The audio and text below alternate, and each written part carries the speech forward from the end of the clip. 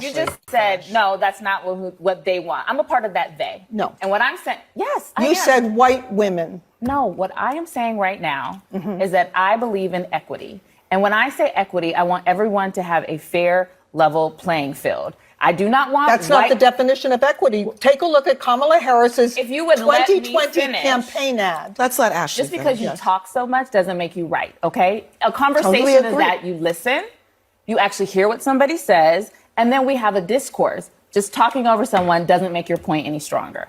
Equity we can say, we know that there are people who are some disadvantaged, some white poor folks who are more disadvantaged than some people who are black middle class. We know that. But what equity is that, and I will just say, white women are the ones who have benefited the most from affirmative action. So maybe you're sitting at this chair because somebody thought you deserved to have an equal playing field. I don't agree with that. You don't have to, but the facts are the facts. Like, you don't have to agree with it, but numbers are numbers and facts are facts. And we do know white women benefited more from affirmative action than even Anna, myself, or Abby, or you at this point.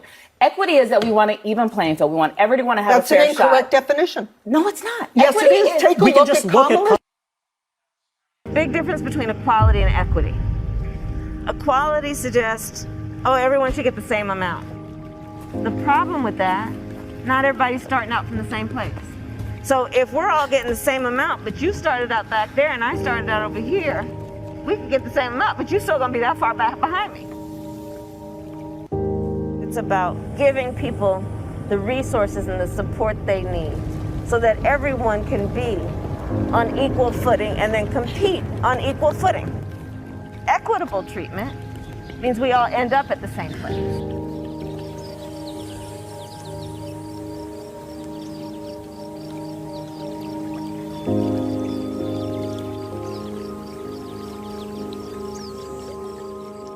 And then say I'm not specifically doing nothing for black people. Come on now. Y'all got it. Come on. Like, what the? How are white women a minority? Yeah, definitely. Are you asking? What's that, Marcus? Are you asking? Is it true? Yeah. How was that possible? The female presents a minority status, so you can be a double minority if you're a black female or a minority female. But female is counted as minority status. So yeah, it was the last couple words in the way they worded in affirmative action allowed for that loophole to be put in there. Yeah, that's pretty wicked. So I understand how what she's saying now makes sense, but it's completely contrary to her statements before. If she said she's specifically not going to do anything for black people, and her opponent actually had a plan with numbers, 500 billion, whatever, like that. I'm like, damn. So he had numbers. He had plans for black businesses and black communities specifically. He spoke about it. I passed the video around to a couple people. It's like, damn, why are you letting him do that and you're not willing to? A lot of politicians get very wary about saying that they're going to do something specific for black people. I don't know if they feel like they're going to lose something because of it, or it's going to hurt their campaign, but they don't have any problems when it's for other races, right? Remember, there was a whole attack on Asians, right? And they immediately write a bill for it.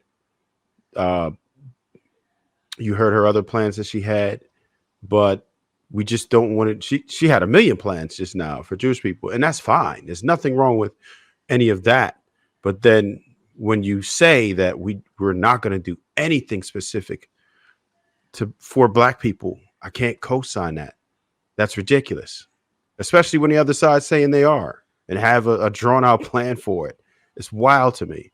Like, I don't understand. See, and here's what happens with politicians. We understand this about politicians. We know that when they go in different rooms, they have different talking points. But your talking points, they can't make you a hypocrite. You can't say one thing here and then it's completely contrary to something that you're saying in another room. I understand that if you go into a certain type of group, right? You're going into Detroit, you're talking about the car industry and all that makes sense, right? You're talking about the industry jobs. That makes sense. You go to somewhere else where they care about, I guess, reproductive rights. Whatever the strong point is fine. I get that.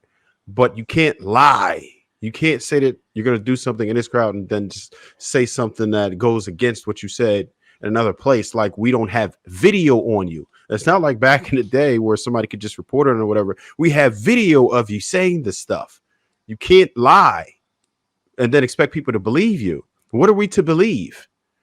When you do things like that, people are going to believe what they want to believe, and it's usually not the right thing. When they see you saying two things, they usually believe whatever sounds worse. That's human nature. So when you say two things, they're going to agree with whatever you said that they didn't like. So when you do that, just understand you're hurting yourself in both rooms, because both of them are going to believe that you're a liar, and they're not going to give you the benefit of the doubt, like, oh, he's lying for me. Every time you hear a lie, you're thinking they're lying against me. So it's really stupid to do that. She's going to have to do better, man. I don't know what's going to happen with her. I doubt she could win. I really do. And I know that there's a lot of, I guess this is like the honeymoon period. Like, everybody's got this bliss right now because it's a breath of fresh air. You have a new candidate who isn't, getting dragged around like Weekend at Bernie's. We get that. But at some point, you're going to have to debate. At some point, you're going to have to talk about real policies that people care about. And people are going to start wondering how this is going to affect my family. What is my family going to look like? What's my life going to look like once she's in office, if that were to happen? And a lot of people are scared of that. They're scared of that.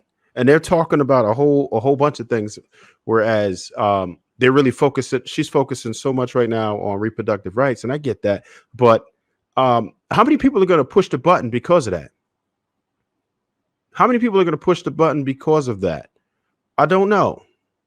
I don't think that's going to be something that's really going to help her either way. I could never see myself voting based on that. Only thing I'm voting for is what's going to make my family good. And that's not something I don't even want it. I'm not worried about that with my family. And most families aren't worried about that. There are some people who feel passionate about it, but most people are voting based on what their life is going to look like. How are they going to eat? How are they going to make money? We got 2/3 of Americans living check to check. That's what we're worried about. We want to know how we're going to get to the money. We're going to know how we're going to be able to build a legacy. We're going to know what our family looks like. And right now, what Democrats are doing, there is an attack on traditional families. From what I hear, they are not with traditional family values. They're working against that. So you can go ahead and try to appease these bases, but you have to really do a better job at what's going to work. We're going to find out in November what happens. And I think she's going to be in deep trouble. It's going to start to show more sooner than later. And this is just within the first week. People found a whole bunch of stuff. They didn't really start digging in the crates yet.